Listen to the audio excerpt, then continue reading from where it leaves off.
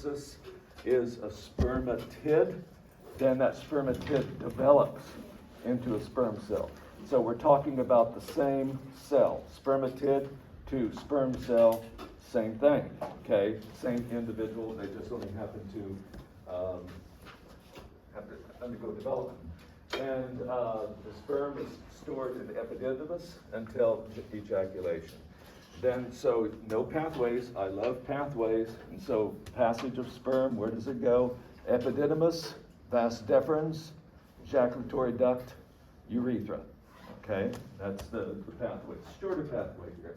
All right, so with spermatogenesis in the typical human male, about 3 million of them are produced a day. So it's once puberty is reached, it is a continuous process.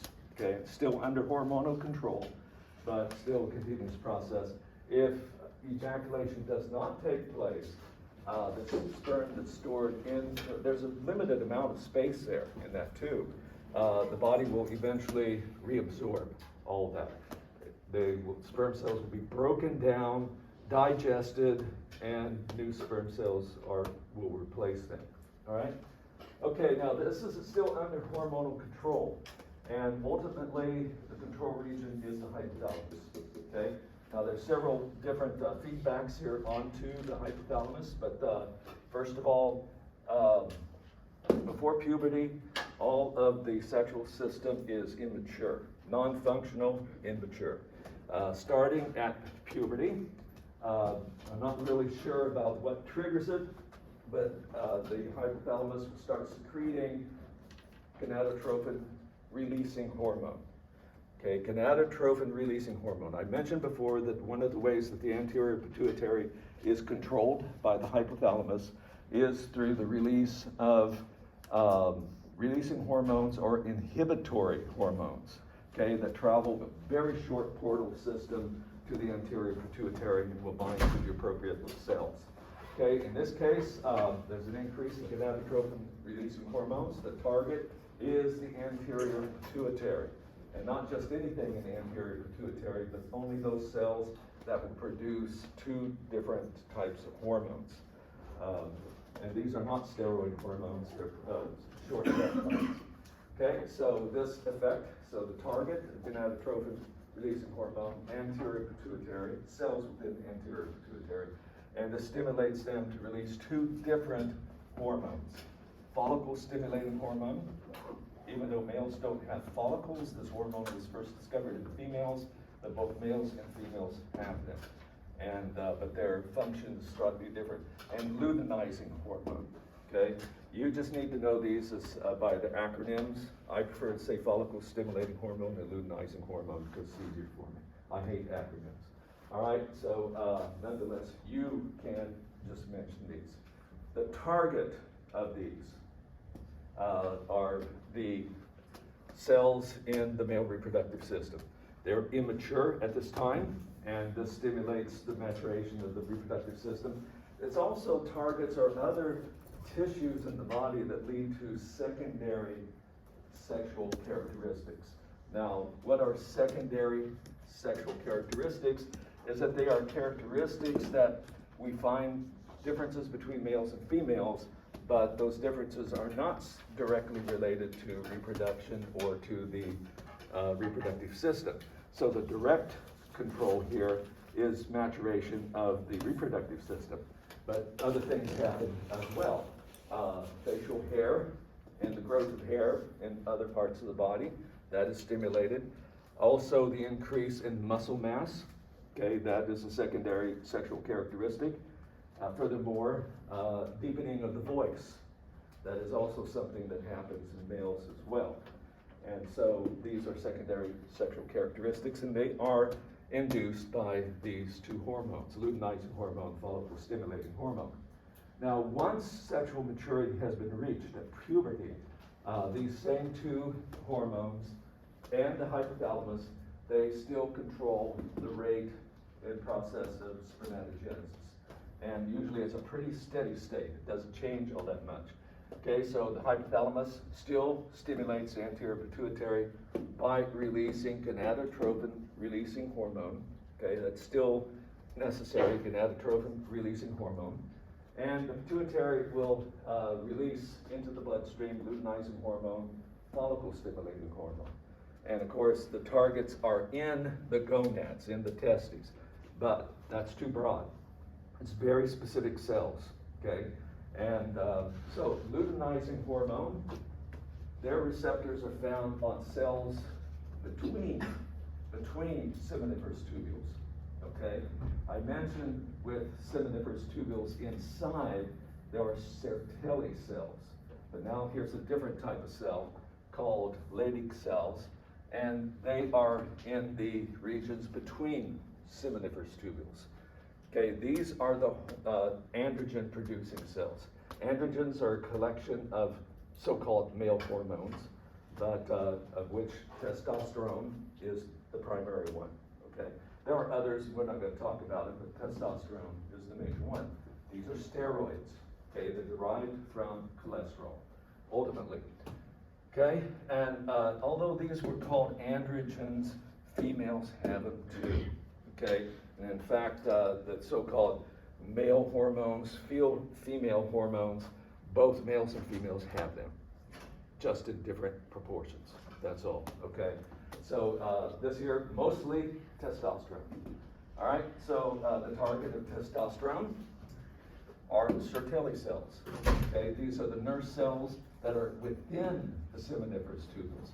They have connections, cytoplasmic connections to spermatogonia, primary spermatocytes, secondary spermatocytes, and everything. This is also a target of follicle stimulating hormone, okay? So both of these hormones will bind to their separate receptors on Sertoli cells, and this here leads to spermatogenesis, okay? Induces spermatogenesis, meiosis in the seminiferous tubules. Now there's also another target for the androgens. It's negative. You might not see that line there, but there's a line, and it is feedback onto the hypothalamus.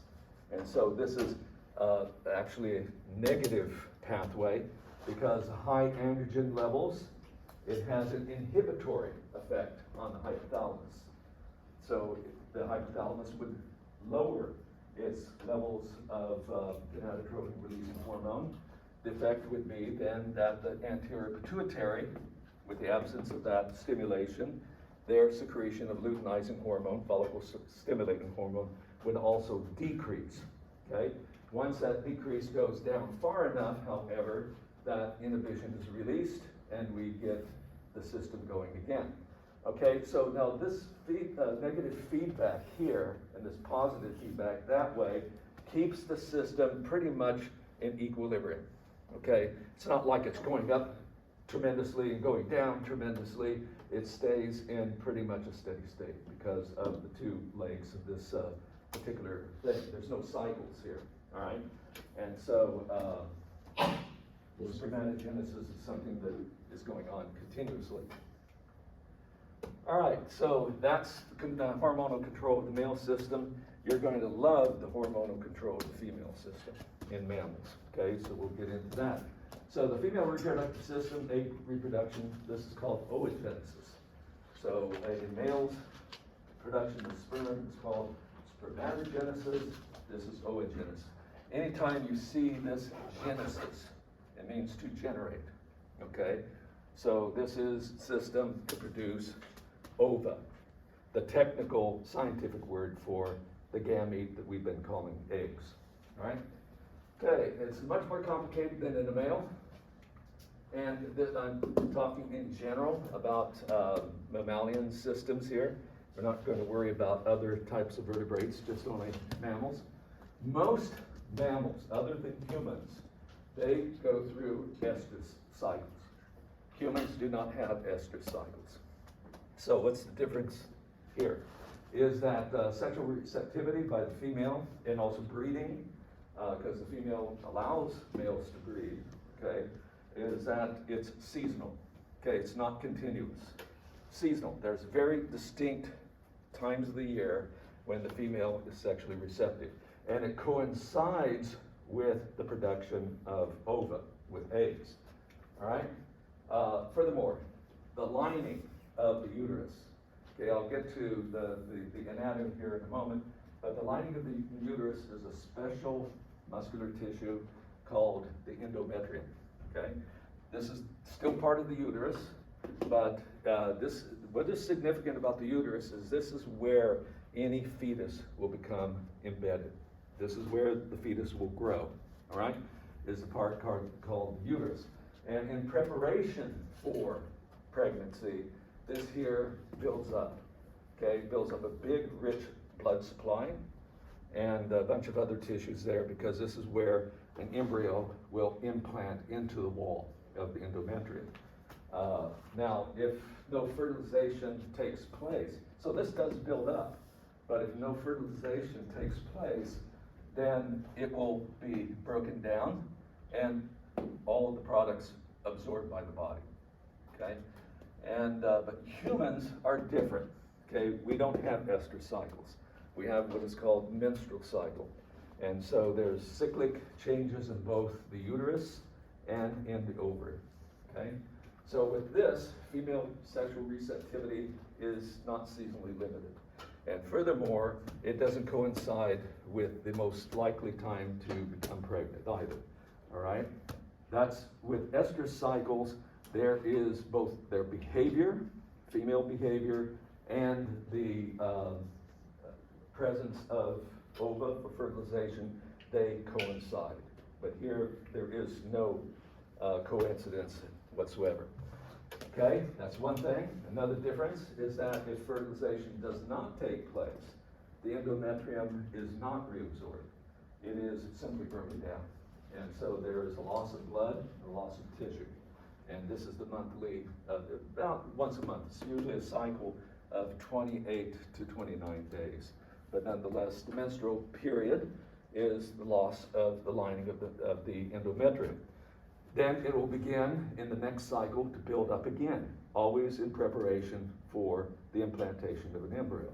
And if fertilization does not take place, once again, there will be a menstrual flow.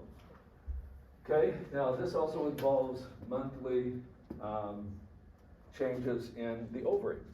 So there's two things that happen here. There's an ovarian cycle that cycles on every about, as I said, 28, 29 days. And also a uterine cycle, changes in the endometrium lining of the uterus that goes through this monthly cycling as well. And all this is under hormonal control. So as far as the anatomy, externally, the clitoris, it's just at the anterior part in front of the vagina. This is developmentally homologous to the penis. Okay, so in early embryos, they're neither male nor female. When they develop, however, if it's under stimulation to become a male, it will become, that tissue will become a penis. If it's not stimulated to be a male, but to be a female, then it becomes the clitoris. I'll answer your question here in a moment. On each side of the vagina is also flaps of skin called the labia minora, labia majora. They protect that area, but they are developmentally homologous to the scrotum in males, okay? So they develop from the same embryological tissue. Yes? I have two questions. So first, for the endometrium, is there a reason that we shed it instead of absorbing it? That's a good question, and no one has a good answer for it. Yeah, that's one of the things people have come up with, this type of hypothesis, this type of hypothesis. Many of those hypotheses are absolutely not even testable. And so it's really not known. It is a curiosity that humans, because you know our closest living relatives, chimpanzees, they have ester cycles. Okay, it's only humans that do this. And why? No one really knows. There's no real answer for it. Okay? Okay, now internally, the opening here is the vagina, and that is what receives the penis during copulation. Beyond that is the uterus, and there is a division between the uterus and the vagina called the cervix. There's an opening there, And this here will change in monthly as well, but I'm not going to talk about changes in that particular part of the cycle. Then on each side, so there's just one uterus, one vagina, but on each side coming off of the uterus is fallopian tubes. Okay, these are also called oviduct. Those are homologous, same word, oviduct or fallopian tubes. You hear them both. At the end of the fallopian tube, or the oviduct, I'm going to prefer oviduct, this funnels out, so there's an opening, so funnel shape there, and then there is the uterus, or excuse me, the ovary. The ovary and the oviduct are not physically connected. Okay, there's a space between them. Now, the ovaries are hanging from tissue that keeps them in place, but the oviduct sort of partly goes around one part of the ovary, but there's a fluid-filled space between them. They are not in physical contact. Okay, and so these are the parts that I'd like for you to know. All right. Okay, so looking at it from the anterior end, then there's the vagina, cervix, uterus. Endometrium is the lining of the uterus.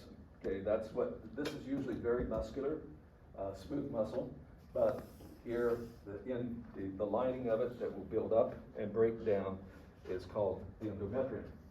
Okay, then we have the oviduct. This is where fertilization takes place. Okay, not down here, but way up here. All right, and then each side there are the ovaries. Okay, so these are the piping in the female system. Oogenesis, okay, the production of, actually brings about not only the production ultimately of an ovum, eggs, but of follicles. Okay, like you saw in lab yesterday, what is a follicle? Follicle is an oocyte surrounded by nerve cells called follicle cells. All right, now this here, oogenesis in females, begins before they're ever born, okay, in the fetus. In the fetus.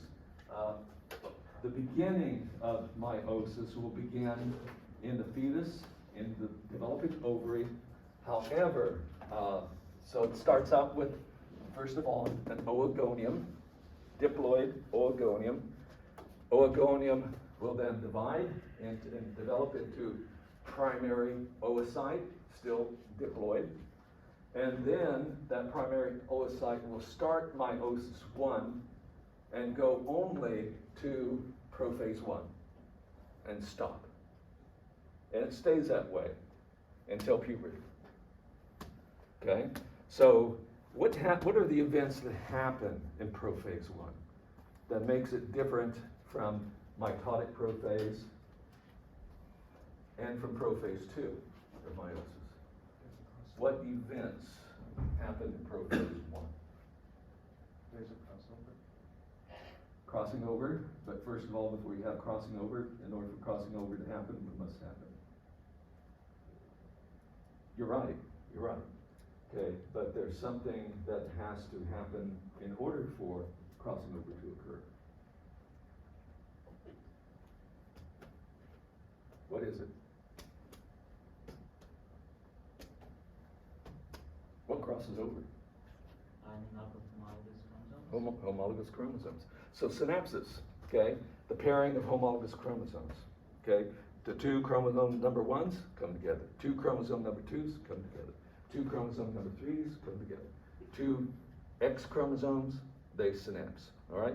And we start crossing over, but they stop and stay that way. Then female, and in fact, all of the possible follicles that the female will ever have are produced before she's born. That's quite different than in males. All right, so this oocyte is a primary oocyte, and it's surrounded by nerve cells that are called follicle cells. So the whole structure is called a follicle. So these are primary follicles, and a primary follicle has a primary oocyte and one row, one layer of follicle cells. Okay, and it stays this way until puberty. okay? So the female has been born, all the follicles that she'll ever produce in her life are there, and once hormones generated, not all of the follicles will develop, just only a certain class, a certain group of follicles every month. Well, actually, even before that, maybe about 6 months before they will ever go into a cycle, they are induced by follicle-stimulating hormone to develop further. And they will develop into a secondary oocyte, and then into, or secondary follicle, not oocyte, secondary follicle, then a mature follicle. By the time then it's going to enter into the monthly cycle, there will be about 20 of them, only 20, only one of which will ever survive, okay? So there's a lot of loss as we go through here, okay? So once it starts, has been recruited into the monthly cycle, that particular month, is that it will eventually, that primary oocyte will eventually complete meiosis 1. Cytokinesis will be very unequal. We will produce what is called a secondary oocyte, one that has a lot of cytoplasm, and a cell that has very little cytoplasm, but still has a full set of haploid set of chromosomes called the first polar body. That will be non-functional. Usually it will decay, be reabsorbed. So we only have the secondary oocyte that will proceed to metaphase 2 and stop. Okay, so there's 2 stops here. First, at prophase 1, from the before the female is ever born up until it enters into a monthly cycle. During the monthly cycle, during that time, it will complete meiosis 1, start meiosis 2, and stop at metaphase. Okay, it won't go any further. All right, now I'm going to not impose upon you this next 2 slides. I want to just run through just briefly. This is what I want you to know. You don't have to know all this stuff. Normally I do talk about it, but I want to move on. So first of all, in the very beginning, the female would produce about 7 million, eventually 7 million follicles. And as we go through all of this process up to when she becomes reproductively functional, a lot of these follicles are just lost. Okay, there's very few of them ever lost. For ovulation, within her lifetime, within her reproductive lifetime, there'll be about 450 to 500 actual follicles that ever become ovulated. So most of the follicles will be lost, all right?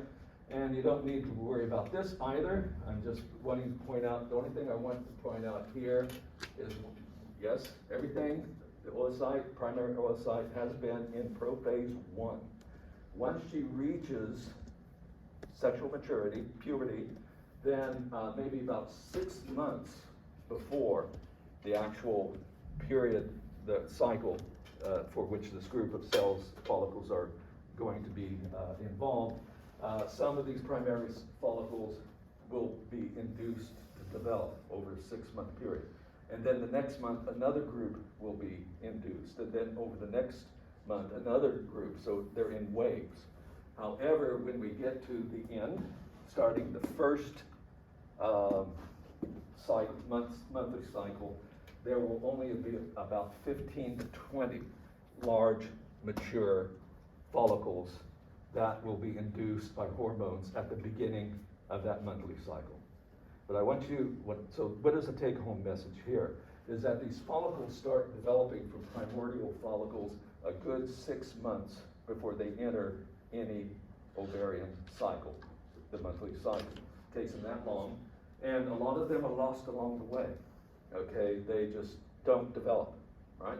And by the time you reach the beginning of the cycle, there will be about 15 of them that can enter and will be recruited, all right? So that's the only thing I want you to know about this. So what will happen, with all these follicles, don't worry about antral. All these follicles are really dependent on follicle-stimulating hormone. And the receptors for the follicle-stimulating hormone are not on the oocyte. They are on the follicle cells. Okay? The follicle cells, just like the Sertoli cells in males, have cytoplasmic connections to the oocyte, and they move materials into the oocyte. In fact, they're controlling a lot of the oocyte. All right? So the follicle cells at this time start producing a hormone called estrogen. Okay, so the oocyte doesn't do it. The actual source of estrogen is the follicle cells. And they're induced to produce this by levels of follicle stimulating hormone. Okay, follicle stimulating hormone. These are the cells that have the receptors for follicle stimulating hormone. At this time, even though the anterior pituitary is putting out luteinizing hormone, there are no receptors for luteinizing hormone here. Okay, so it doesn't do anything. Not yet. So as we enter into the monthly cycle, there will be a slight increase in follicle stimulating hormone. This slight increase then stimulates what is called the follicular phase of the ovary. So this leads to about 15 to 20 mature follicles are said to be recruited. Okay, they're going to develop yet further. All right. However, in humans, now in other animals, it would be several of these will make it and become fertilized. Okay, they have litters like rats and cats and dogs. But in humans, normally, out of these 15 to 20, only one of them will survive. The rest of them will disintegrate. And which ones survive are the ones that have that are in follicles that have a large number of receptors for follicle stimulating hormone. So the winning follicle is the one where there's an abundance of follicle stimulating hormone receptors. Therefore, the message gets to be very high on these. Okay?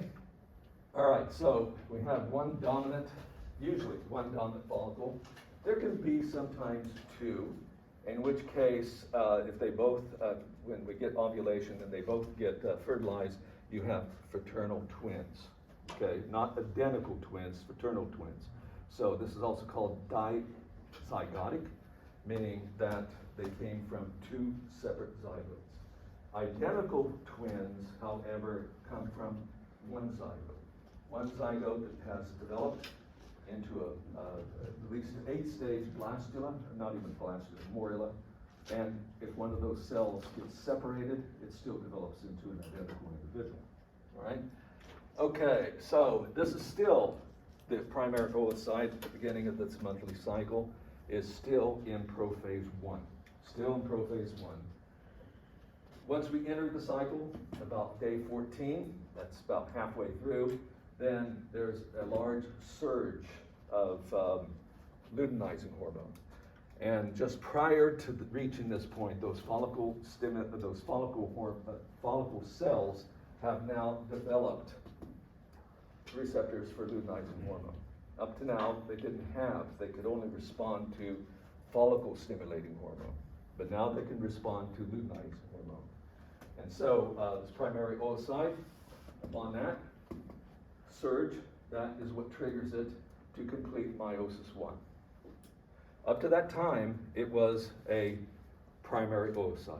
So it quickly completes meiosis 1, resulting in a secondary oocyte and the first polar body. It will proceed into meiosis 2, but stop at metaphase. And so, and it will remain a secondary oocyte upon ovulation, as I'll get to here in a moment. So unequal cytokinesis, first polar body, not functional, and then secondary oocyte. It is and it's haploid. This is where the reduction in chromosome set numbers has taken place, and it stops at metaphase 2, and it remains that way. So what is ovulated? What does ovulation mean?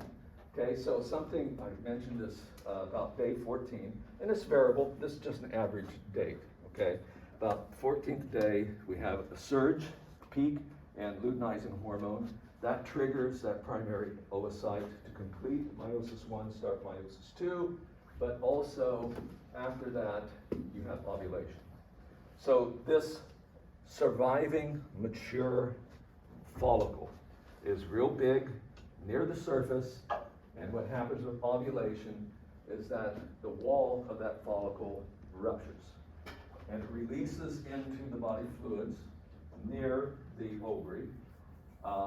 It releases the secondary oocyte, along with a cluster of follicle cells. So what is ovulated is not an egg, it's not an ovum, it's a secondary oocyte, okay? Secondary oocyte, that's what is released, okay? So now this, as I said, the oviduct is not physically connected, but it has a funnel shape to it. There are cilia inside of the cells lining that oviduct. They are beating and they're drawing fluid down into the oviduct. And so usually the secondary oocyte plus its follicle cells are drawn into the oviduct, okay? And then it starts its journey down the oviduct. All right, so this is what is really ovulated. This is called ovulation. Now, the follicle cells that remain back in the ruptured follicle will now develop into something that is called the corpus luteum, okay? So these developed from follicle cells, okay? It's really big. And this will start secreting another steroid hormone, progesterone. Okay, so the follicle cells are the source of 1, estrogen, and after ovulation, 2, progesterone. All right? They produce both of these. Not the primary oocyte, not the secondary oocyte. Those are not producing any hormones. It is the follicle cells. Once they have ovulated, this is now turned, the remaining follicle turns into corpus luteum. All right, so this is sort of showing the cycle. First of all, primordial follicle, eventually grows, and I'm not worried about antrum, you don't have to worry about that. But by the time it gets to a mature follicle, it is a secondary oocyte near the surface, a very large follicle that ruptures, and it is the secondary oocyte that is ovulated. The follicle that's left behind becomes corpus luteum. However, the corpus luteum is dependent on luteinizing hormone for its existence. So in order for that corpus luteum to remain, it has to have stimulation, continuous stimulation with luteinizing hormone. Luteinizing hormone, very important here. It is producing progesterone. Progesterone and estrogen during the cycle. First of all, estrogen. It has stimulated cells in the endometrium to start vascularizing. So we're starting to build up a network of capillaries and arteries, blood vessels into the wall of the endometrium. After ovulation, in order for that endometrium to remain, it requires progesterone. If progesterone levels disappear, this here then triggers the breakdown of the endometrium, as I'll get to here in a moment. Now, where fertilization will take place is in the oviduct. And so sperm that is deposited in the vagina, it has to get through the cervix, into the uterus, and even beyond. It has to get up into the oviduct. And so that is a long ways for a sperm cell to swim. And so the idea that that sperm is moved up the system simply by the beating of the flagella, it is in part, but it is also what I mentioned before, that in the male semen, there are prostaglandins, which stimulate rhythmic contractions of the smooth muscle in the uterus, which basically squeezes this stuff further up into the oviduct. Okay, and it can store sperm, Sperm can live for about 5 days in the system. After that, you don't have to worry about it, it's gone. So if intercourse takes place up to 5 days before ovulation, it's still possible for the female to become pregnant. Okay. All right, so this here, what the sperm cell will meet, is not an ovum. The sperm cell comes in contact, it comes in contact with a secondary oocyte. It is a secondary oocyte that has been ovulated. All right, so the sperm cell will make contact. There are receptors, species-specific protein receptors, both on the sperm cell and on the oocyte. When it makes contact, this leads to a depolarization. Okay, so the plasma membrane of the oocyte will undergo a electrical reversal. All cells in the body have positive charge on the outside and negative charge on the inside. This here reverses, okay, shortly. And that is what triggers the completion of meiosis 1 or meiosis 2. So first of all, the sperm cell has to make contact. Then the nucleus of the secondary oocyte rapidly completes meiosis 2, resulting in an ovum and a secondary polar body. By this time, the sperm nucleus is already in the cytoplasm. So now you have an ovum nucleus, sperm nucleus, then they fuse, and it becomes a zygote. Okay, so those are events that happen here. So this will complete unequal meiosis 2. We're talking about the secondary oocyte, second polar body, and an ovum, which we call also an egg. All right, so this sperm nucleus, ovum nucleus will fuse together, and now you have a diploid zygote. Okay, any questions? Okay, this is the chain of events that happens. All right, so this zygote will then begin mitosis. And here, all of the nutrients for energy and also for materials to build structure are already there in the cytoplasm of the ovum.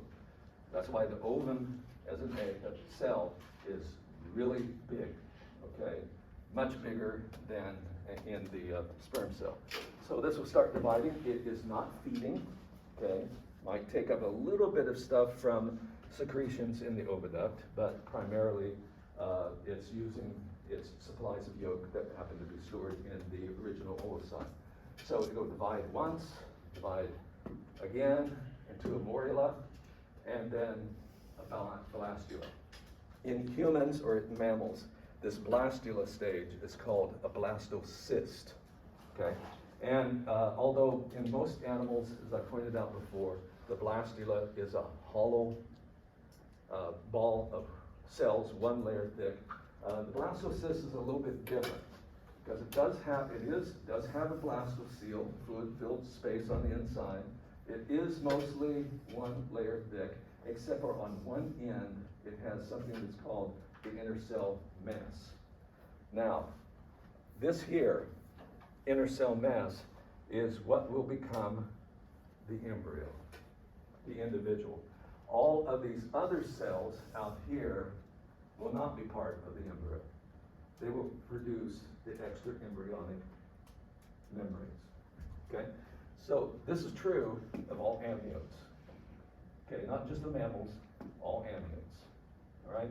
So, important point here is that these cells that will become the chorion, allantois, and so forth, they all happen to be genetically identical to the cells that will become the embryo. They are genetically alike. They came from one fertilization event, one zygote. Okay, but not all of the zygote progeny cells will become a human or any other animal. Okay, so fertilization is taken up here, and so it takes some time for this to get down. It does have some secretions of the uterus that supply it with material, but also a lot of that material was stored as yolk. And it's moving by fluids. It can't swim or anything, but it's being brought down by the flow of fluids that is being propelled by ciliated cells that line the oviduct. All right? And it goes toward the uterus, and about 6 days, plus or minus, these are averages, then it will reach the uterus by that, and the endometrium, of course, has highly vascularized by that time. When I say vascularization, we're talking about blood supply. It is very enriched with a lot of blood supply, and then this will embed as a blastocyst. Okay, it's a blastocyst at this time. All right? And now, what happens if no fertilization takes place? Meiosis 2 will never be completed. It will never develop into an ovum. It will stay a secondary oocyte, and it will decay. It and the follicle cells associated with it will simply be sloughed off with the sloughing off of the cells of the endometrium during the menstrual period. So it requires fertilization, or at least contact, not fertilization. It requires contact with a sperm cell to induce the formation of the ovum. Okay, so this will just degrade and it'll be lost in the menstrual flow. Okay, all right. Now, the hormonal controls on this. This is what gets really interesting. Still hypothalamus, still the same players, except for here we have estrogen and progesterone that now come into play. Males also produce progesterone, and it's not really understood what role it plays in males, but it's pretty well understood how it works in females. So still the hypothalamus is putting out gonadotrophin releasing hormone, which then has to stimulate the anterior pituitary to release follicle stimulating hormone and luteinizing hormone. And of course the targets, keep in mind for all these hormones that I've been talking about, I always want you to know their source. I want you to know what triggers their release, the stimulus, and what their targets are, and what the response of their targets. And if I mention very specific cells or tissue, that is the target. Okay, you can't be broader. Like with the kidneys, the target for antidiuretic hormone is not kidneys. That's too broad. Okay, it has to be collecting ducts. Right? So here, follicle stimulating hormone, the target is follicle cells. Okay, follicle cells. Also for luteinizing hormone, follicle cells, but not at the same time, because the follicle cells always are responding to follicle stimulating hormone, but only late in the monthly cycle, just before that surge in luteinizing hormone, about day 14, they respond to luteinizing hormone, because I have the receptors for it. Okay? Other hormones here produced by the follicle cells in the ovary. I have ovary here, but really the follicle cells. Okay, this is the source for estrogen and progesterone. After the follicle ruptures, becomes corpus luteum, then it will start secreting, it's the corpus luteum that is the source of progesterone. Okay, so now this next slide here is going through the monthly cycle, and in these columns that I put here, they're showing the events happening in different parts of the body. So this first column is referring to the hypothalamus. The second column to the anterior pituitary. Third column to events that's happening in the ovary. And the last column is events that will be happening in the uterus. Okay, because all these are involved. And I'm going to start at the beginning of the cycle, okay? The very beginning, just right after the last ending of the last menstrual flow. Okay, so we're starting a new cycle. At this time, the hypothalamus is putting out very low levels of gonadotrophin releasing hormone, which then is stimulating the pituitary to put out low levels of follicle stimulating hormone. Now, even though I'm doing this in discrete steps, I'm going to be walking through discrete steps here. In actuality, this is a smooth continuum. Things gradually change. This is called, the first part of the cycle is called the proliferative phase, okay? And so the targets at this time in the ovary are the follicle cells, okay? Now at this time they cannot respond to luteinizing hormone. They do not have receptors for luteinizing hormone. They only have receptors for follicle stimulating hormone. And so this is starting to recruit those 15 to 20 large follicles, all right?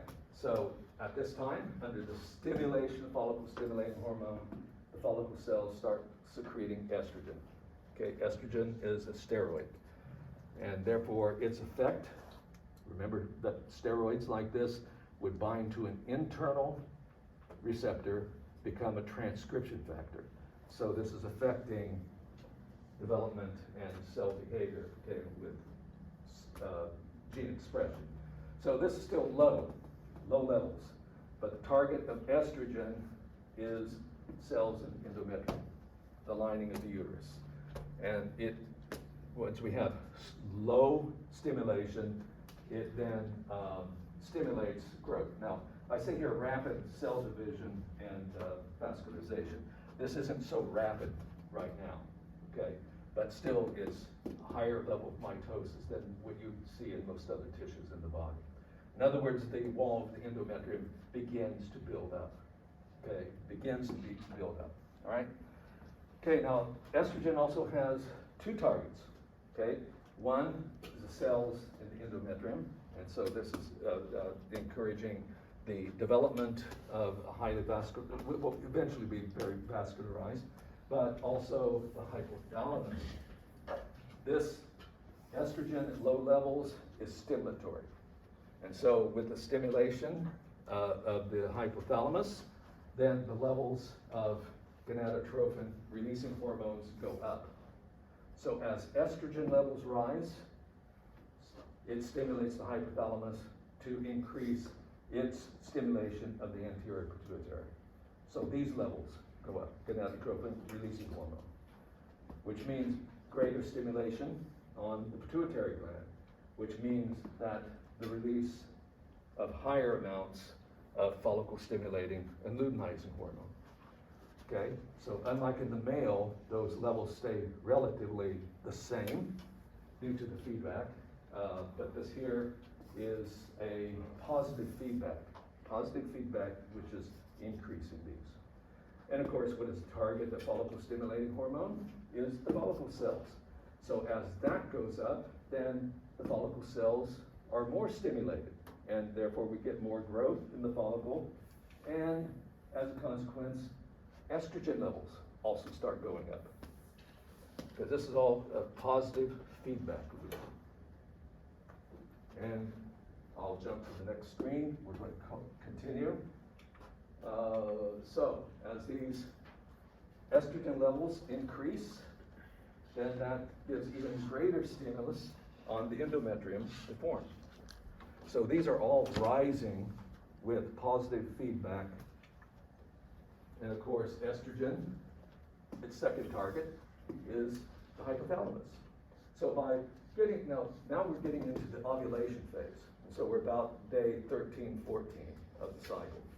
So all these hormones have been gradually going up due to positive feedback.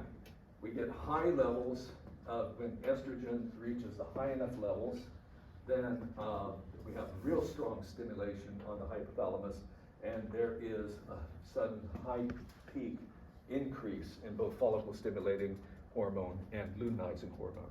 So this is the LH surge that I was talking about earlier.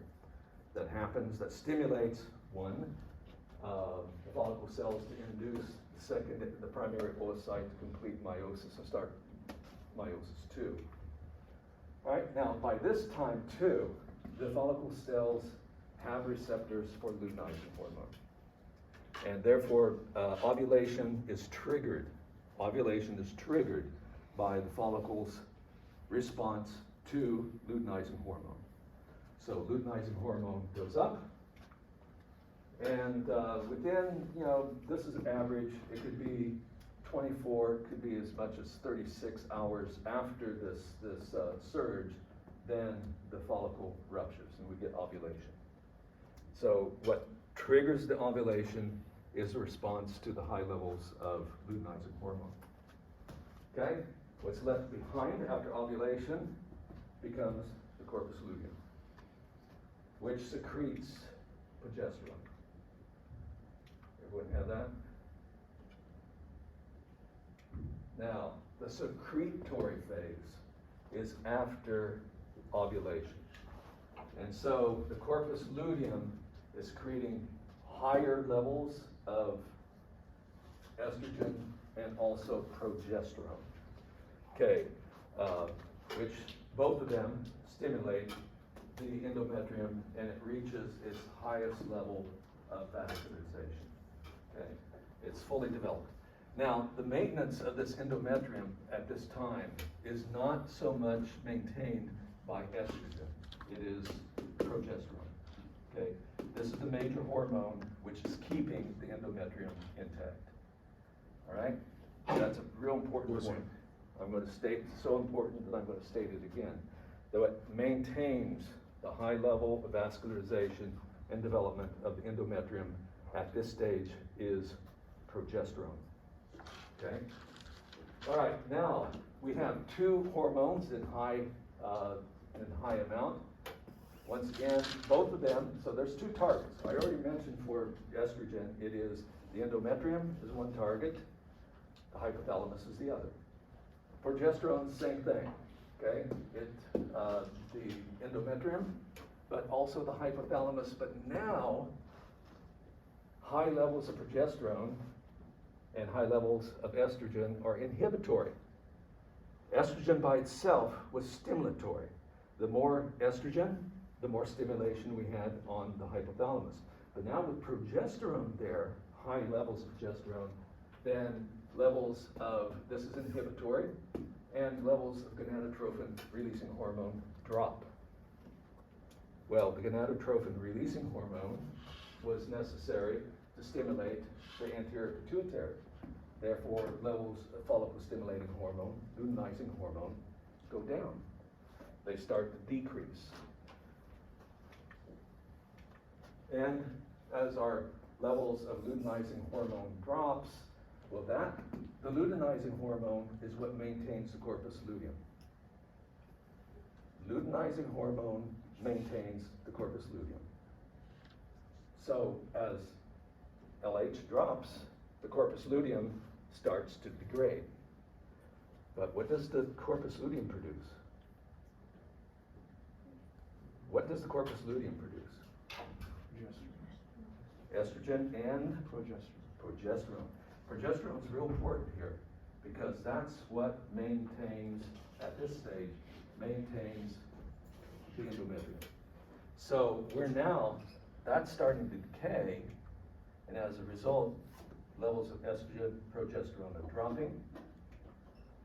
And therefore, when progesterone reaches a certain low threshold, it leads arteries that are in the endometrium to spasm and cut off the blood supply, killing the cells in the endometrium.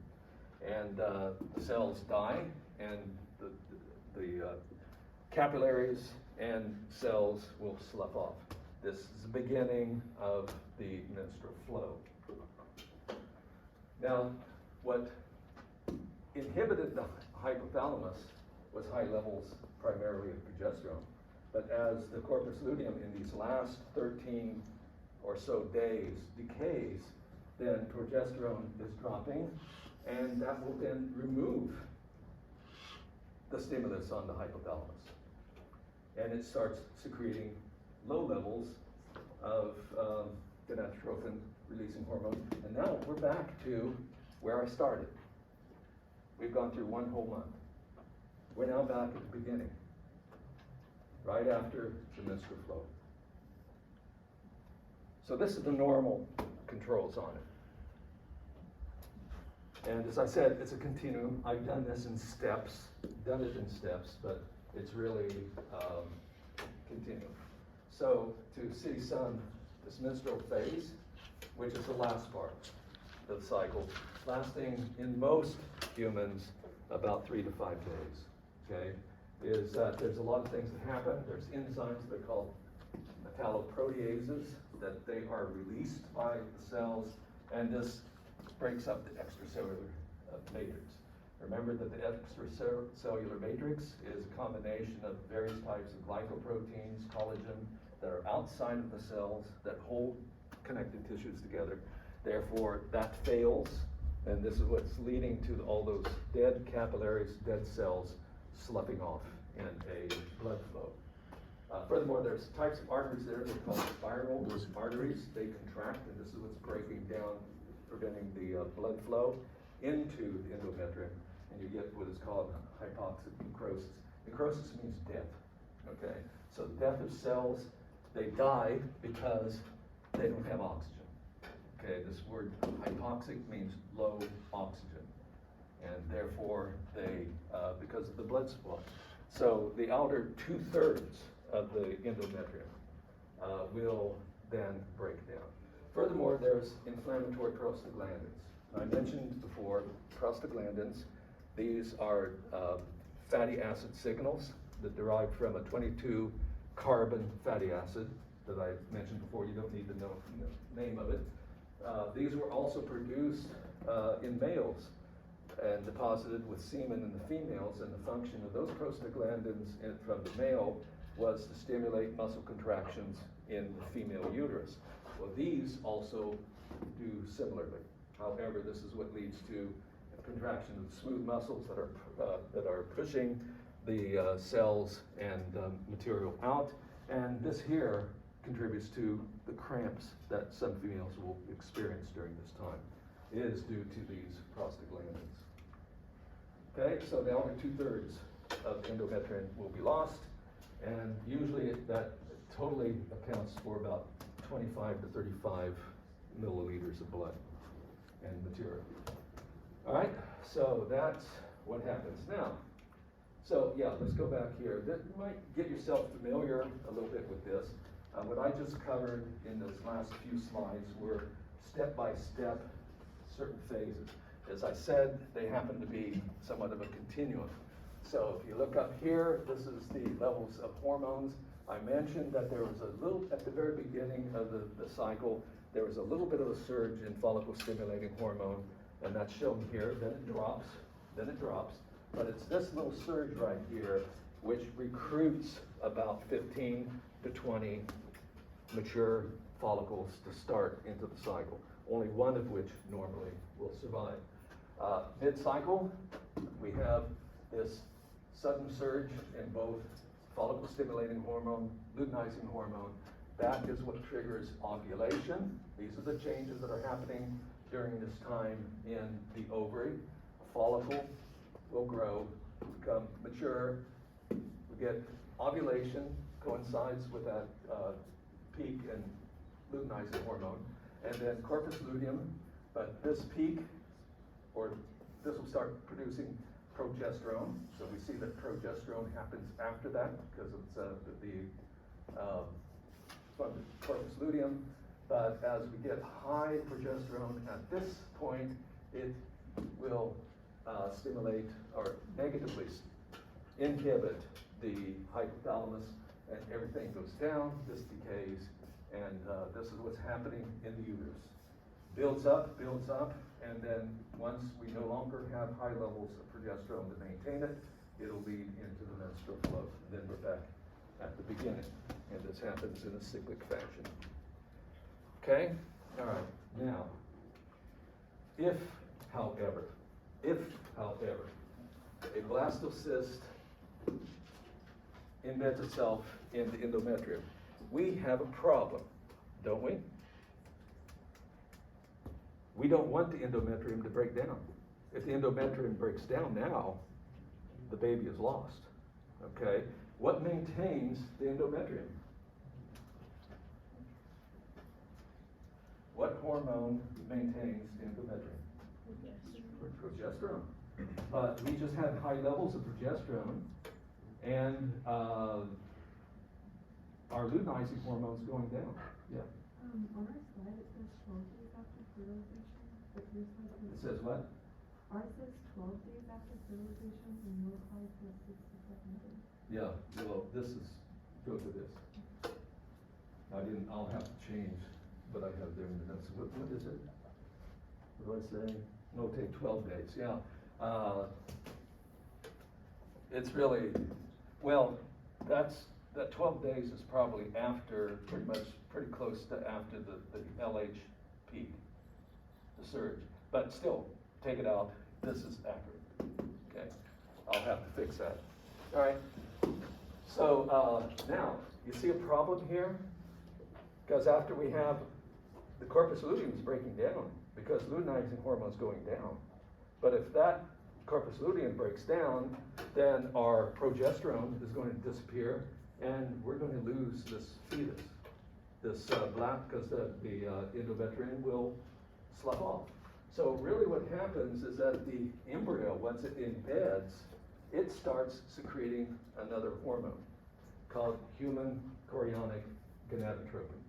And it is like LH. Its target is the corpus luteum. Our levels of LH do indeed drop and disappear. Okay, they do. But this is what maintains the corpus luteum. So human chorionic gonadotropin is maintaining the corpus luteum. Corpus luteum is still putting out high levels of progesterone, and the high levels of progesterone maintain the endometrium, which we want. Otherwise, the fetus is gone. All right? All right, so this here maintains the endometrium. Now, this is during pregnancy. In fact, it's the presence in the female's blood of human chorionic gonadotropin that is the basis of pregnancy tests. So these tests, it gets into the urine because this is being produced at high levels by the fetus that's embedded. It gets into the female's blood, gets into the kidneys, gets into the urine. And so the urine test for pregnancy, they're checking for the presence of this hormone. There is no way that you would have a positive test for this hormone if the female was not pregnant, because the female does not produce this, the fetus does. Okay, so that is the basis of what's going on here. Okay, so eventually a placenta will form by day 45. This is after, it's counting these days from fertilization. Okay, counting the days from there. All right, and this is a combination, the placenta is a complicated thing. I'm not going to go into its structure, but there are both maternal tissues and fetal tissues that are involved here. So allantois and not so much the chorion are part of the chorion, and allantois are part of the tissues that are in the placenta. And the whole point here is that the two blood systems, the circulatory system of the developing embryo and mother's blood, do not mix because they have incompatible proteins, and if they mixed, the mother's immune system would make antibodies to baby proteins and kill it. Okay, so they have to stay apart. And so there's capillary beds in here where you still get exchange of nutrients and waste products between the mother and the child through the placenta, but their blood supplies do not mix. Okay? All right.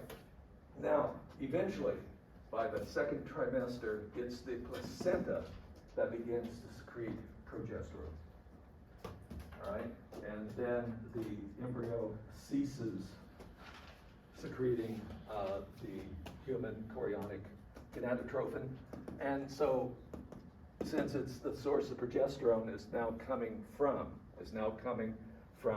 the placenta, you don't have human chorionic gonadotropin that would support the corpus luteum, and the corpus luteum decays and disappears. But the endometrium is still maintained, because now we still have progesterone. Now tell me, during pregnancy, Is it possible for a female to get pregnant again during that time? Is it possible to have another pregnancy during the 9-month period it takes the baby to develop before birth? Okay, explain to me. Some people say no. Explain to me why. They don't release any eggs. What's that? They don't release any eggs. Too far away, masking away. They don't release any eggs. Why not? They're making a baby. I have to have a good reason, a good biological I reason. don't remember the exact name, but I think that a mucous membrane forms on the cervix that would prevent any sperm from entering it.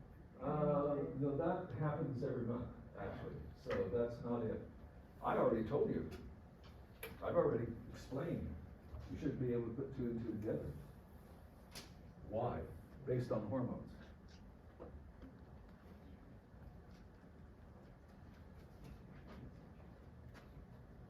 In order to enter the monthly cycle, what is necessary? Let's go back to the very beginning of the cycle. What has to happen in the hypothalamus? It has to release gonadotrophin releasing hormones, right? Which would then lead to follicle stimulating hormones, luteinizing hormones, and get into that whole cycle. By the time you get to the second phase, the secretory phase, what hormones are high? After ovulation, what hormones are high? That's usually progesterone. Progesterone and estrogen, but mostly progesterone.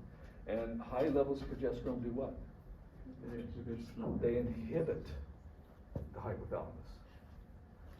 High progesterone inhibits the hypothalamus from releasing gonadotrophin releasing hormone.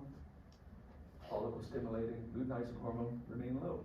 We still, all through here, have been maintaining high levels of progesterone. All through the pregnancy, there's been high levels of progesterone. Therefore, that has inhibited the hypothalamus from starting any new cycle. Incidentally, birth control pills have an artificial form of progesterone. That's how they work. By keeping those levels of this hormone high, it prevents any sort of cycling whatsoever because it suppresses the hypothalamus. Now, some of the birth control pills, it's called progestin. It's an artificial form, synthetic form of progesterone that still works. It works just fine. Sometimes some combinations will also have estrogen in it. And so there's many different types of formulations, but the main player here is a progesterone mimic that keeps during the month levels high so that hypothalamus is suppressed. Therefore, no luteinizing hormone, no follicle stimulating hormone, and therefore no ovulation. Okay? All right. Okay. Ending this, I'd like to go into what determines male and female. Okay? Sex determination. I'm not going to go through all the embryonic development, that you can have that in a different course, but here talk about sexual development. There are several levels for determining during development, embryological development, whether a fetus is going to become a male or a female. So there's different levels. One level is at the level of the chromosomes, and here we refer to what is called genetic sex. So the genetic sex of the individual does not necessarily correspond with the phenotypic sex of the individual. Usually it does, but sometimes it doesn't, all right? So the genetic sex is referring to whether the embryo has XX, 2X chromosomes, or does it have an X and a Y, okay? Now, there's another level of sex determination called the gonadosex. Now, in the embryo, when the gonads are first formed, they are indeterminate. They're neither testes nor are they ovaries, and they are internal. Okay, they're internal in the developing fetus. And however, due to expression of a gene on the Y chromosome, or the absence of that gene, the gonadal sex later on will become either female, ovaries, or testes, okay? And so in the embryo, about week 6, the gonads are formed, but they are indeterminate. Can't really tell what they are. And however, there are 2 systems of internal tubes that are present, okay? This is tubes that will become the internal reproductive system. One set of tubes is called the Wolffian ducts, and if they develop, that will form the internal male reproductive system. So the vas deferentia and so forth. There's another pair that are there, and both of these are always produced in the fetus about this day, about this week. These are called Mammalian ducts. And if they develop, then this becomes the internal reproductive system of the female, okay? So the uterus, the oviducts, and so forth. All right, so both of them are there. This is early, and we call that bipotential because either one of them can develop, but which one depends on other things that happen. And this is largely determined in most mammals. Most mammals. You get down to monotremes, however, like duck-billed platypus, their sex determination is really, really different, weird. But nonetheless, in most mammals, the Y chromosome is very, very small, and it doesn't carry much information whatsoever. It has a few genes that affect the spermatogenesis, but what's really important is this gene right here, SRY. In contrast to the X chromosome, which has thousands of genes, this here has very few, the Y chromosome. However, this is all that is needed. So SRY, when it starts being expressed, and so this is not on an X chromosome. So males will have only one copy of it, females will have none, all right? So this here, when it starts, the gene is transcribed, translated, the protein is a chemical signal, okay? And it will bind to receptors, okay? You have to have receptor cells on the undifferentiated gonad, and it leads to those cells, some of those cells developing into Sertoli cells, furthermore, into seminiferous tubules. In other words, the presence of SRY, the protein SRY. So we're talking about 2 things here, the gene SRY and the gene product, protein SRY, all right? That code comes from that. The presence of the SRY protein will induce the gonads to become testes, okay? Because ovaries don't have Sertoli cells, they don't have seminiferous tubules, all right? So, furthermore, it's the Sertoli cells will produce another hormone called anti-Mammalian hormone, or AMH, anti-Mammalian hormone. So specifically, our SRY induces the gonad to become a testes, which has Leydig cells, Sertoli cells. Sertoli cells produce anti-Mammalian hormone. Anti-Mammalian hormone binds to receptors on the Mammalian ducts, which normally would develop as female, and it leads to their degradation. They break down, they're destroyed, they're gone, okay? So this destroys any potential for the system to develop as female. Okay, now Leydig cells are also in the gonad, okay, in the testes. They start producing testosterone. Okay, so both of these cells, Leydig cells, Sertoli cells, are hormone producing cells. And so that's when I ask for on an exam or quiz the source of these hormones, you really have to go to Leydig cells and Sertoli cells. Okay, so this starts producing testosterone. And this testosterone will bind to receptors on the cells in the Wolffian ducts and induce them to develop. Okay, this chain reaction of things that happen here. Let me run through it again. If there's a presence of a Y chromosome, it'll produce SRY protein. That induces the undifferentiated gonad to become testes, which contains Sertoli cells and Leydig cells, both of which produce their own hormones. Sertoli cells produce anti-Müllerian hormone, which will bind to the Müllerian ducts, leading to their degradation. Müllerian ducts, if left alone, will become the female reproductive system. The Leydig cells producing testosterone, that induces the Wolffian tubes to develop. And therefore, they become the internal male reproductive system. Now think about what's going on here. The default condition without the presence of SRY is for the system to become female. The Müllerian tubes don't need any stimulus to develop. They need a stimulus to be destroyed. The Wolffian tubes, they won't develop unless they're stimulated by testosterone. They require stimulation to develop. So if you didn't have any SRY, the gonad automatically becomes an ovary. And there's no anti-Müllerian hormone, therefore these will develop. There's not enough testosterone to stimulate the Wolffian tubes, and they will decay. They automatically will break down. So in mammals, the default condition is to become female. And only if you have the Y chromosome does it make it different.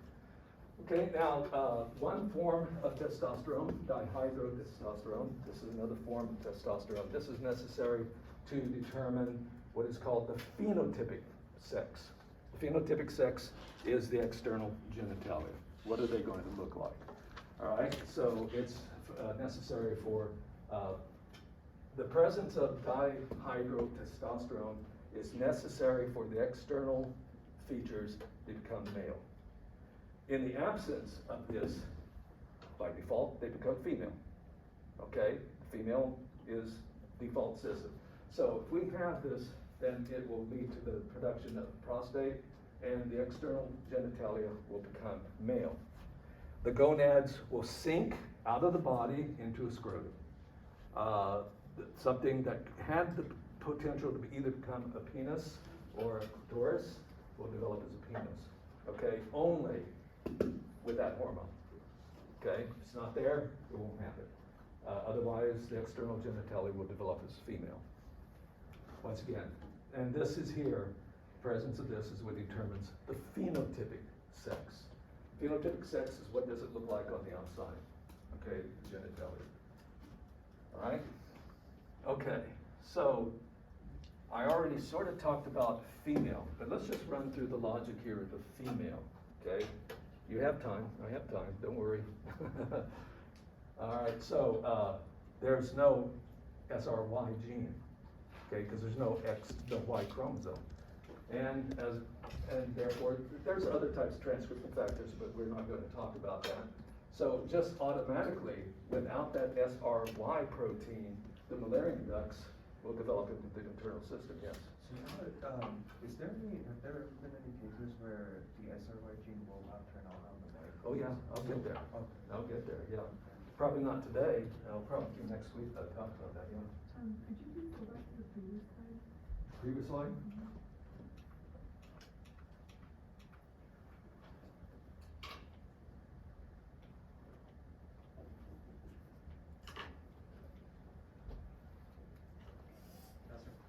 Got it? Okay. All right, so there's no SRY. So as I said, by default, Müllerian ducts will differentiate. And there's no or low levels of testosterone, not as high as in males because the female system isn't going to do that. So also what's up here is that the gonads will automatically become ovaries. They'll automatically become ovaries. They do not produce high levels of testosterone. Therefore, anti-Müllerian hormone is not produced, okay? That is necessary for the Müllerian system to break down, okay? But we don't have it. Therefore, that Müllerian tube system will develop. Gonads becomes ovaries. And the Wolffian ducts, in order for them to develop into the male system, they require testosterone. there's not enough testosterone, therefore they degrade. Okay, so that now it's just the female. And the androgen levels are not high, especially of dihydrotestosterone, which is necessary for the external genitalia to become male, and therefore the external genitalia will develop into, instead of a scrotum, labia majora, labia minora, instead of a penis, clitoris, and so forth. It becomes female in the absence of dihydrotestosterone. Okay, I might have enough time just for this one last story. Androgen insensitivity syndrome. Okay, there's several different syndromes in which an XY individual can be phenotypically female. Okay, one of them is this. This is a gene, okay, androgen, this here codes for an androgen receptor. Okay, androgen receptor for testosterone. Okay, testosterone has to have a receptor, or else there's no interaction there whatsoever. So the gene, however, for the androgen receptor is on the X chromosome. Okay? Now, if it mutates in a female to the point that the androgen receptor doesn't recognize testosterone anymore, that's in a female not a big deal because they have 2 copies. Males, how many copies would they have? 1. And if it's mutated, then it leads to this syndrome. The cells, although they express the protein, the shape is incorrect, and testosterone doesn't do any good. Testosterone doesn't do any good.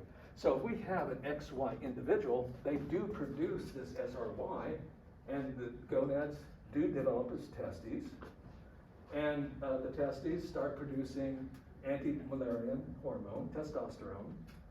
With anti-Mullerian hormone, the Mullerian ducts are going to be destroyed, right? Okay? The Mullerian ducts are going to be destroyed, but we have a faulty androgen receptor. The Wolffian ducts don't respond to it, and therefore the Wolffian ducts degrade too. Both Mullerian and Wolffian ducts. So there's no internal sexual system, reproductive system. It's not there. There's gonads, testes, but they don't descend. And also, it still produces this, so the Mullerian ducts degrade. So there's no functional internal genitalia. Furthermore, the external genitalia will develop as female, even though it's an XY individual. Now, why does that happen? Because the androgen receptor does not respond to dihydrotestosterone. And by default, without that hormone, it'll develop female characters. Okay, all right, so this is where I'm going to stop. And I just have a little bit more of this lecture before I go into the nervous system. Monday, the lab is related to the nervous system, but by not talking about